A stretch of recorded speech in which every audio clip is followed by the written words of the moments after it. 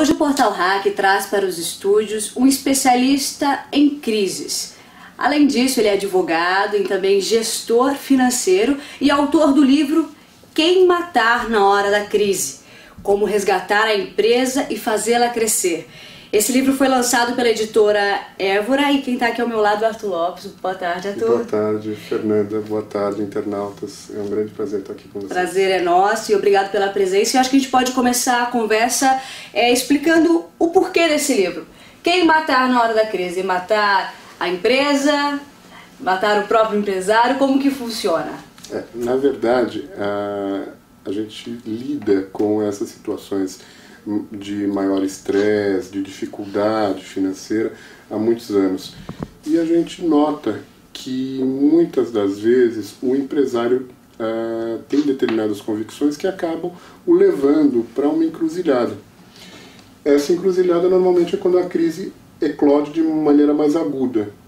Nesse momento onde efetivamente a estabilidade impera, o empresário vai ter que fazer uma opção. Ou ele mata a sua convicção, o jeito que ele está gerenciando a empresa dele, ou ele vai matar a empresa. A sobrevivência da empresa, muitas vezes, passa pela mudança grande de paradigma, pela mudança grande na sua administração. E se essa mudança não vem, se o empresário continua com as suas convicções pessoais, a empresa morre. Se o empresário, de uma maneira altruísta, mata suas convicções pessoais e se abre para o novo, e se abre para alternativas, a empresa sobrevive. Então, o livro é deliberadamente provocativo. Quem matar na hora da crise. E já começa pelo título, né? Exatamente. E o que é bacana, a gente estava conversando nos bastidores, é que esse livro ele não é dedicado somente ao empreendedor, ao empresário, né? Pessoas leigas também têm acesso ao livro e é de interesse geral, né? Exatamente. Hoje nós assistimos aí um noticiário sempre dominado pelo assunto crise financeira. Crise financeira acabou se tornando um assunto de interesse geral. Embora o livro não tenha a presunção de falar da crise de maneira macroeconômica, eu não sou economista, não tenho gabarito para isso, aliás, nem eles estão conseguindo efetivamente acertar muito as previsões e os cenários.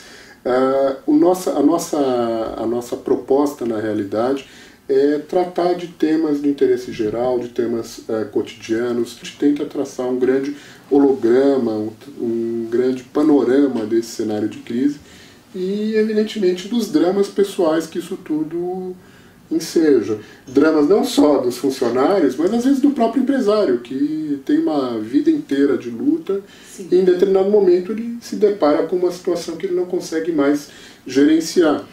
E é nesse ponto que a gente estava comentando, que o empresário, antigamente, ele é fiel às suas convicções. O empresário brasileiro ele é fiel às convicções e às vezes tem um pouco de receio da modificação.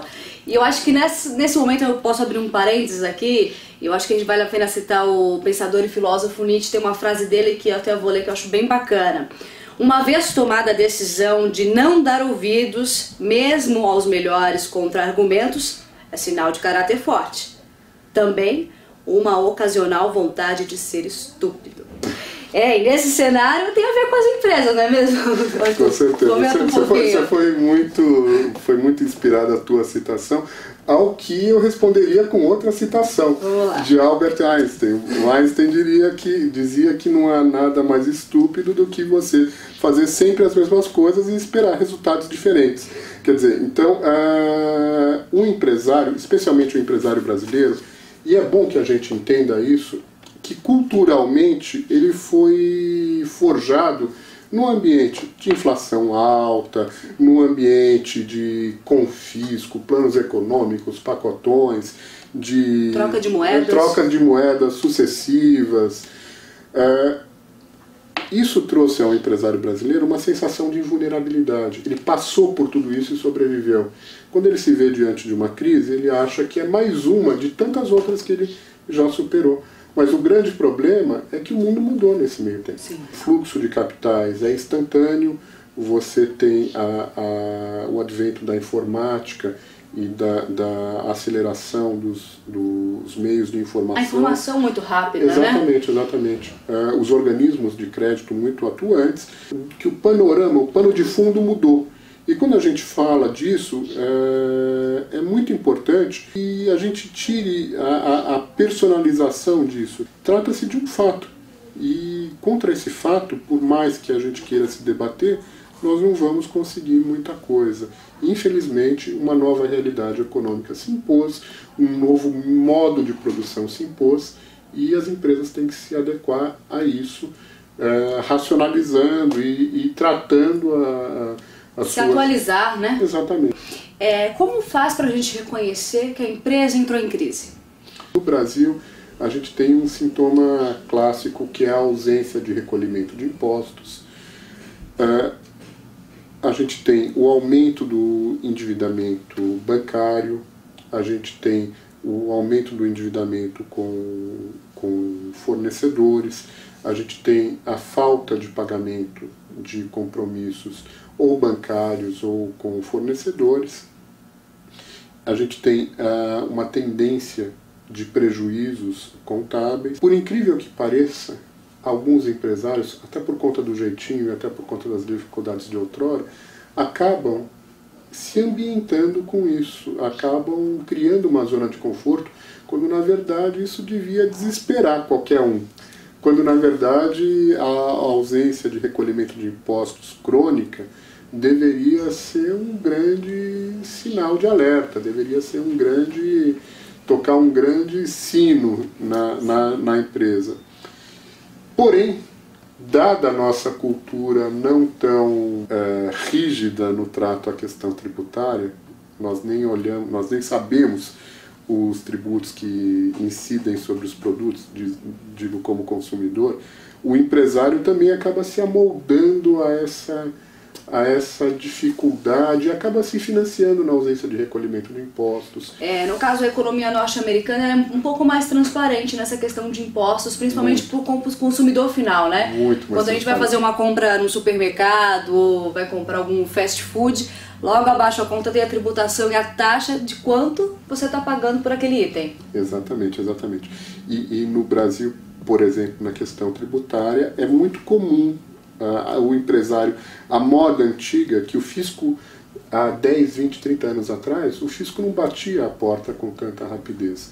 Hoje a máquina fiscal está azeitada, hoje se o empresário não recolhe impostos, no mês seguinte ele está recebendo uma notificação que dá ensejo a um processo que o procedimento é muito rápido hoje. E, por exemplo, Arthur, a empresa já está em crise.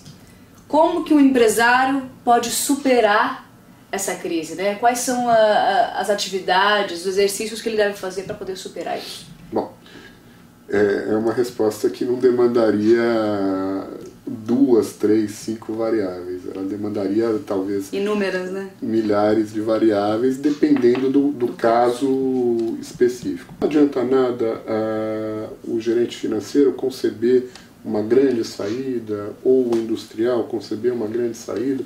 Ele tem que ser multidisciplinar, ele tem que envolver todas as áreas no sentido de que a solução seja comum, no sentido de que as metas elas sejam comuns e elas possam ser partilhadas. Quando você tem esse plano, você pode discuti-lo tanto com o seu público interno, com os seus funcionários, quanto com o público externo, com os bancos, com os fornecedores.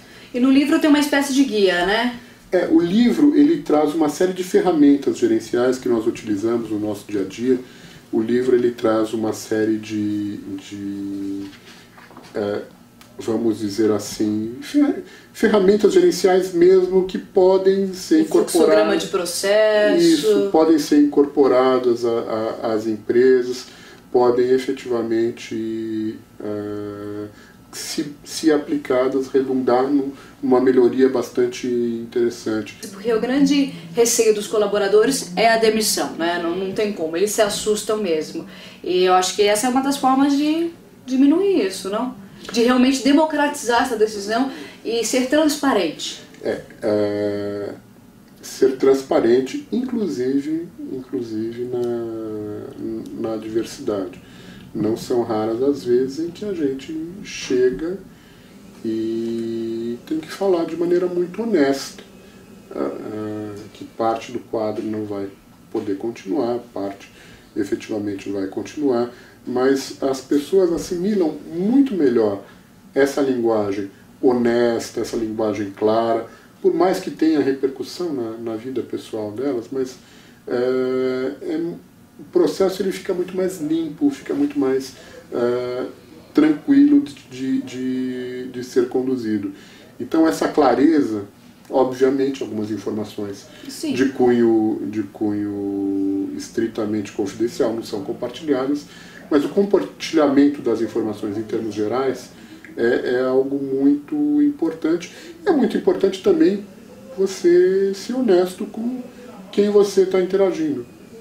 Isso traz confiança, e a confiança é um motor de muita coisa boa. Sim, Arthur, e qual que é a aceitação que o livro está tendo no mercado?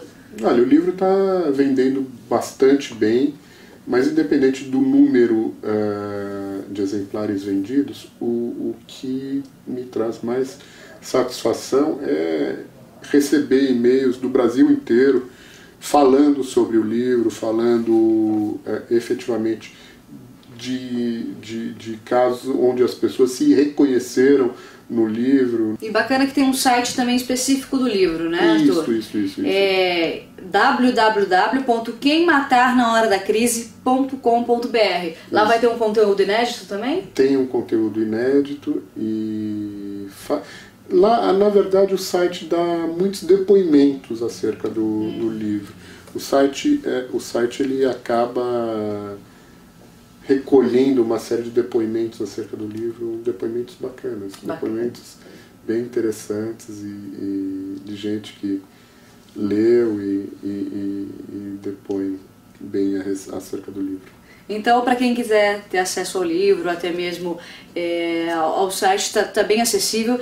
E o que é bacana é que realmente é uma linguagem acessível, fácil de ser compreendida, e que se você está passando por alguns momentos de crise, vale a pena conferir, não é, Arthur? Sem dúvida, sem dúvida. Infelizmente, gostaríamos que a crise não fosse um tema de interesse geral. Infelizmente não só no Brasil, como no mundo. E eu fico muito feliz em poder oferecer um instrumento para informação. Quer dizer, não somos donos da verdade, a gente quer contribuir um pouquinho com a difusão dessas informações. Tá certo, Arthur. Obrigada. Eu que agradeço, Fernanda, foi muito agradável. E você é muito ilustrada, gostei muito das citações. Bacana, muito obrigada. Então, mais uma vez, para quem quiser acessar o site, www.quemmatarnahoradacrise.com.br. Quiser dar uma olhadinha aqui no livro, a editora Évora, Arthur Lopes, e como resgatar a sua empresa e fazê-la crescer. Então até a próxima, tchau!